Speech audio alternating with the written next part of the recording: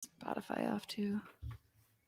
There you go. Good morning, everybody, and welcome to Let's Play Every Day. I am Tim McNiff, and every day I have the distinct honor of getting to welcoming sports influencers from Minnesota's business, entertainment, and sports communities to take on the sports talkers of the day. As you can see, we're down a player today, so it just means more Tanishka, more JP. This, of course, all brought to you by our good friends at Northern Lids. Northern Lids custom patch and knit hats, and we're getting awful close to the holidays. So with the supply chain being what it is, you probably want to get your hat orders in early to Northern Lids. You can find them at northernlids.com. Here they are, Tanishka Mhaskar, coming us from Case Western University, where she covers, other than her student duties, covers the Minnesota Vikings for zone coverage and Climb the Pocket, the Minnesota Wild for Hockey Wilderness, and Jessi Pierce, graphic designer, writer, podcaster, and of course, one half of the Bar Down Beauties podcast. Ladies, there was a lot that went on sports-wise this weekend. Both the Golden Gopher basketball teams played multiple games, as did the T-Wolves, with mixed results. But with only a half hour to talk, I've had to make some difficult editorial decisions, so I've narrowed it down to this episode, which I'm calling The Good, the Not So Bad, and yes, the Ugly. First, the good. With their collective backs to the wall, the Minnesota Vikings went into Los Angeles and played what felt like a home game against the LA Chargers. The Vikings had to have this game, and they played like it, putting together perhaps their most collective best effort of this season. They win 27-20 in a win that keeps them alive at 4-5 in the jumbled NFC. Tanishka, how excited, if at all, are you about the Vikings' effort yesterday, knowing that a much bigger test is coming in now 6 short days? I think that that's how we wanted them to play since week one, with the aggressiveness on offense. And even being that down on defense, they still made stops that they haven't made in previous weeks, which was like part of the reason they were blowing leads a lot. So I feel like just converting like a 3rd and 17, I think a 2nd and 20 at one point, like all of those, and being aggressive to convert them and not just running the ball and like waving a white flag on that drive was something that they haven't been doing very much recently. So I guess just the aggressiveness is exciting to see, because that's what you want out of them. And this might be a turning point, but I think the bigger statement would be what happens next Sunday versus Green Bay. Yeah, I would agree with you there. Forced to play without Danielle Hunter, Harrison Smith, Patrick Peterson, Michael Pierce, and Anthony Barr. Mike Zimmer did what Mike Zimmer does best: defense, cobbling together a defensive effort that held Justin Herbert under 200 yards passing. JP, it takes all 11 guys in the field to make it work. But the loss of all those players only seems to magnify and makes me appreciate Eric Kendricks that much more, doesn't it? Can we talk about that diving interception? Can we just go back and talk about that, right? Arguably one of the best linebackers, I think, in the NFL today. He had an absolutely tremendous game. I believe he's got now 9 interceptions on the year. It did. It makes you really appreciate a guy like him. Makes you even appreciate a guy like Dede Westbrook, who returns a punt and finally gets in some action and shows why he was maybe signed. As Tanishka had said, I think it was just a great all-around effort for Minnesota, especially being down those guys that you had mentioned, Tim. So I'm anxious to see how that carries over. That momentum will carry over, because again, now you got to put that in the back, right? You're looking forward to next Sunday, do the right things, and you'll come out with them. But yeah, Eric Kendricks, absolutely phenomenal. Chef's kiss to him. Yeah, man, he is really on the field, off the field. He has just been a baller. He's just great. Newsflash, it's pretty good. Justin Jefferson. The Vikings followed through and made Justin Jefferson and the deep pass a priority. But Tanishka, please allow me to be Debbie Downer. You notice I'd like to do this once in a while. When I say I couldn't help but notice, Kirk still looks for Tyler Conklin in the end zone. Did we see progress in making JJ and Dalvin the focus of this offense, or is this just a one-game aberration? And I want to give a shout out to Tanishka, who I believe had said maybe target Justin Jefferson a little bit more. And it seemed like they listened on Friday. They probably listened to LPSN, said Tanishka knows what she's talking about, and tried to do a little bit better, right? For sure. I just feel like the formula is so simple, because if he makes plays, he converted a 2nd and 20 yesterday. He just is the guy that you should be going to in those kind of situations. And To be fair, I think Tyler Conklin is a good big-bodied red zone kind of threat. So I don't mind going at him in the red zone, but in previous weeks when they would just check down to Conklin over and over again for like 4-yard gains, that was just not ideal. So I think just getting your playmakers the ball makes it work like it did yesterday. This NFL season, we're through 10 weeks, well, counting the Monday night game tonight. It has been as chaotic as I have ever seen it. And you guys, I go all the way back to the 1960s in watching this. I hate to admit that, sad but true. But JP, I can't help feeling that excited about what I saw yesterday because I still don't feel like, given its totality, it's enough to get the win on Sunday. If they build on it, maybe we're heading in the right direction. How did you come out of that one yesterday? I mean, I'm not quite as jaded as you, Tim, but I'm getting there, right? I've seen some things. I have seen some things. I always joke, Tanishka, you probably will. You'll give it time. You'll finally give up on all Minnesota sports. No, I mean, I think you're absolutely right, though. It's the penalties still continue to just haunt the Vikings as well, right? I mean, I think that's the number one thing I want to see them correct heading into Green Bay to really give themselves a better chance. I think at the end of the day, it's hard to have the belief that they can do it, right? I mean, Minnesota, the games that they're supposed to win haven't been able to win, and the ones that they're not, they have. So, I mean, it's tough. So that being said, maybe they do go and pull out a victory in Green Bay because they're probably not supposed to win it on paper. But I would say my biggest concern heading into Green Bay, penalties, and then, trying to keep your defense as stout as they were this week. And again, that I think credit to Mike Zimmer for this weekend's win because he did shut down LA's offense. And so if you can go into Green Bay and with that similar tact, I think you're going to put a better chance, a better bean in your pot, if you will, to come out with a victory in Lambeau. Well, Mike Zimmer has a good, I'm going off script a minute here, ladies. Mike Zimmer has a good track record of kind of confusing Aaron Rodgers, which is not easy to do. I mean, as much as I don't like Aaron Rodgers, I put him in the same classification with the Tom Brady in that they've got so much experience. It's tough to fool them, right? Mm-hmm. Maybe an X factor in this whole thing is the Vikings have a new weapon in Cam Bynum. I mean, this is a guy who can run. He can move. He had the interception, a Kendricks-like interception a week ago, and then a sack yesterday. And then you're not hearing his name as in he's a problem the rest of the game. I mean, this looks like maybe they hit on this guy.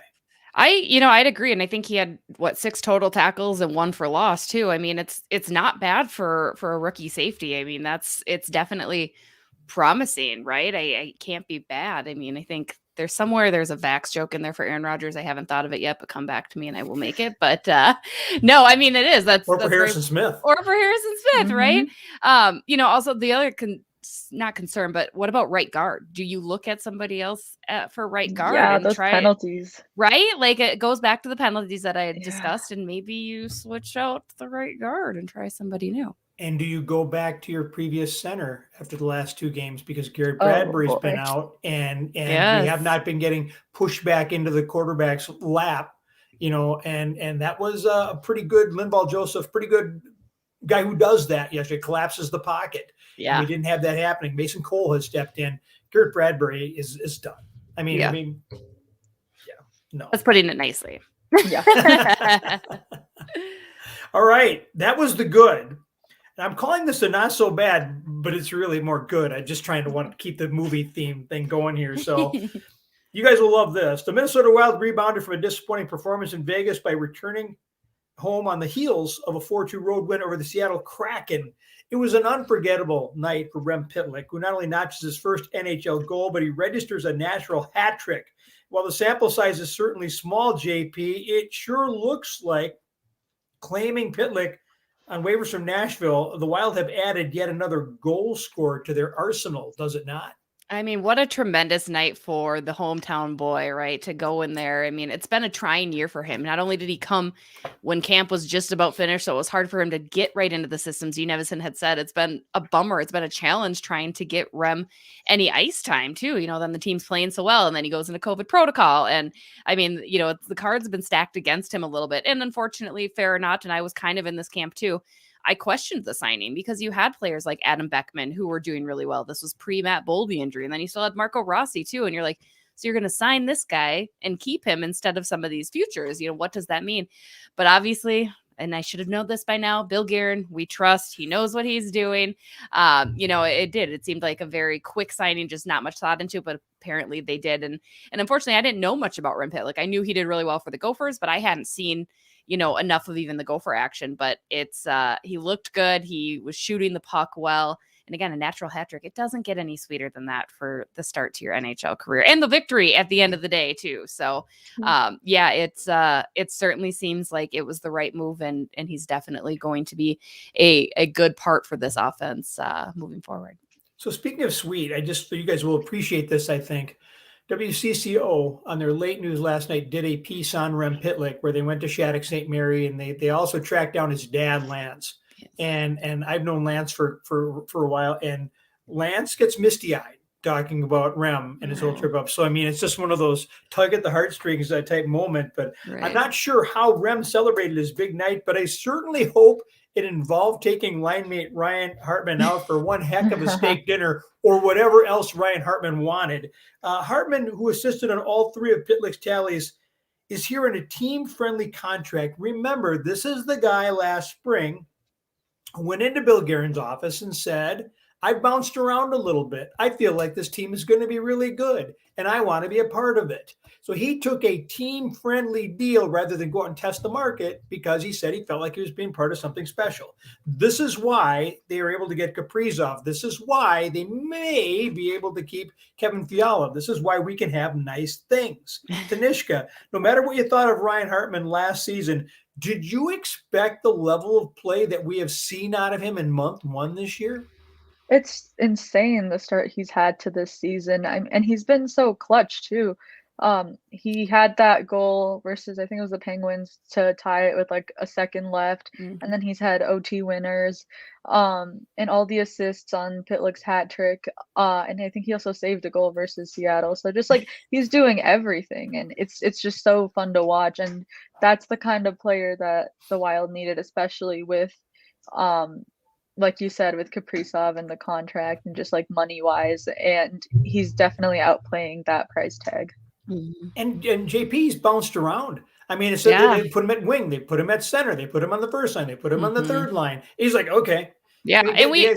You're around him. What kind of a guy is he? He's such a cool guy. He's very chill. He's not, I mean, you mentioned to him that he's the leading scorer for the Minnesota Wild on a team with Kirill Kaprizov, Matt Zuccarello, and Kevin Fiala. And he's just like, yeah, but it's a team win. I mean, he really is that team guy, and it doesn't sound like just the cliches, and it's not just this and that. He works his ass off too. Apologies, works his butt off as well, and he's a good human, and I couldn't be happier for him because, again, it's a very team-friendly contract. He wants to be here, which us Minnesotans, we know we love, and his versatility, like you just mentioned him. He can be center, he can be wing. I love him at center personally. I think he's a great center, but I do love the fact that you can push him out when you need to, when a guy like Marco Rossi maybe comes up and takes a center position, right? So it's only going to bode well for his career. I'm excited to see this trend continue. I believe he's got a good point streak going now, and I don't think he's going to slow anytime soon.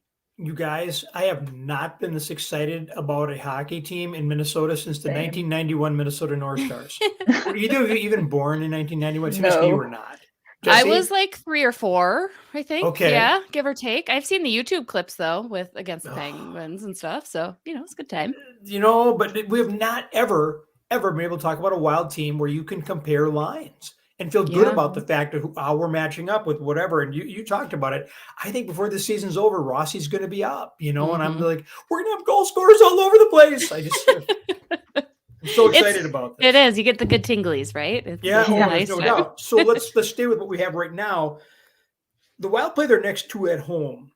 Oh, JP, I changed this question. I had it written for Kevin Gorg, but I called JP as a goalie. As a former goalie. Yeah, no, you're really not. But how this game works. And they're doing cut-ups. They're looking at what they're about to see. Now, you're that goalie. You've seen Rem Pitlick do the same move now. He's had 3 breakaways. He hit a post on 1, and he's cashed the other 2. Comes in forehand, gives you the feint as if he's going to the backhand. You make that move if you're the goalie from right to left, that little bit of, and you're done. Oh, yeah. They've got to be looking at that, don't they? I mean, you'd think so, but then again, if it was that easy, Alex Ovechkin would never score from the same exact spot every single game, right? Like he's got his offense. Every player has He's got their a thing. cannon. He's got exactly. And everyone knows he's going to do it. Like just stop him, but you can't. You can't stop him. No, I mean it's kind of the same, and I think that's the one move we've seen out of Pitlick. He's got more. Again, that was the one thing I had heard consistently from Gophers, and he can score. The kid can score. The kid can score. He can score, and I think he's definitely got more than one tool in his tool belt to utilize. And if he can't, he's not that selfish player that's not afraid to dish it off, right? I mean, Seattle's definitely a very different team, a very not great team, unfortunately, for the Kraken fans. But coming into San Jose, they're also kind of in a similar spot. They're not going to be that great, I don't think. So it'll be interesting to see how they try to defend any of the Wild's offense, because you have Rem Pitlick doing well, but he's not the only one. Again, you talked about Ryan Hartman, Marcus Foligno, Jordan Greenway might get back on. Might be Kevin Fiala's game. I mean, really, it's fun, as you had mentioned, Tim, because for once in a very long time, there are so many people that you have to try to look to shut down. Yes, it was easy to say you got to shut down Kirill, but now everyone else has stepped up and said, okay, shut him down. What are you going to do about me? So it's really exciting. I love the offense. I love the scoring. No disrespect to Jacques and his defensive schemes, but this is so much more fun. Oh, yeah. More than one player to work with too. Yes. Okay. Yes. Now, Tanishka, if I can go off script again a little bit, what are you studying at Case Western? Neuroscience. With a long-term goal of perhaps doing what? Probably something in the medical field. Like, I'm not 100% sure yet. But so when I asked you earlier, like, what was your, this is a while ago, but I asked you, like, what was your favorite class? What was your least favorite class? I think you gave me the same answer. Psychology. And where I'm going with this is I'm about to go into the ugly. You guys, I was that guy on Saturday, the guy who's standing there and yelling at the television set. And I looked at my poor wife, who knows me, and I go, I'm not that guy. I'm not the guy that yells at the TV. I'm not. I was yelling at the TV on Saturday because the Gopher football team went down to Iowa City and managed to outgain the Hawkeyes, win the edge in turnovers, own the advantage in time of possession, and they still managed to lose the game 27-22. Tanishka, what in the heck happened to the Gophers? And why is that bronze pig still in Iowa City? Man, that was a classic Minnesota football game when on the stat sheet you are leading or you won the categories you should, but you still lose the game. But I just think that it was just the two big defensive breakdowns that, like, the 72-yard touchdown that initially gave them the lead in the third quarter, and the other one was like a 28-yard touchdown. Yep. When he was just untouched to the end zone. So it's just those two were probably, like, defensively at least, the biggest issues that the Gophers just couldn't come back from. And offensively, I really don't know what happened to Tanner Morgan. He's like backwards regressing. Yes. I don't get it. And apparently everyone but the head coach can see this. Right. He's not the guy 2 years ago. I cannot wrap my head around it. Like, I was like, he hasn't always been bad, right? Like, I was just having this conversation with my husband this morning. I'm like, I don't remember him being like, and I'm atrocious. Like, it's not good. Granted, he hasn't had any receivers to target either, right? So you got to give a credit to that. But yeah, yikes. Sorry to interject. But in golf, they call it the yips. In baseball, they bring out the name Steve Sachs and Chuck Knobloch, guys who couldn't throw the ball from second base to first base. Tanner Morgan's not there yet, but he's close. Yes. And it's outrageous to me that he's doing a disservice to the whole team. But you know what? My next question is this. I'm going to preface this by saying I wanted PJ Fleck to come here. I think PJ Fleck is a really, really, really good recruiter. But his in-game decision-making this season has been baffling at best. And then Saturday, it was tragically comic. what in the world has happened to PJ Fleck and or Tanner Morgan? And I have JP on this, but I'll let both of you guys take a run at this one, because that seemed like he was a man who did not have any confidence in what he was doing. He could have flipped a quarter up in the air and let it come down his hand and look at it and gone heads or tails. I mean, without question, the conservative nature that he coached with is exactly why they lost. I mean, you have to go for it. You have to do something. You have to make it look, we had talked about the Timberwolves playing not to win, but to not lose. And it's almost like that's again what he was doing. Well, we don't want to lose, when really you had, like Tanishka had said, on paper, you were doing everything right you could have won. Like Edu just tried to push the ball, pushed the offense a little bit. Thought the offensive line played tremendously. And again, it goes back to Tanner Morgan then just really, really struggling. I mean, I don't get it. There was no aggressiveness at all throughout that entire game, which is why we play sports, right? You play sports because you're competitive and you're aggressive. I mean, it's just. We were aggressive at 4th and 17 from our 2 with 2.5 minutes to go and a timeout in our pocket. What? Baffling.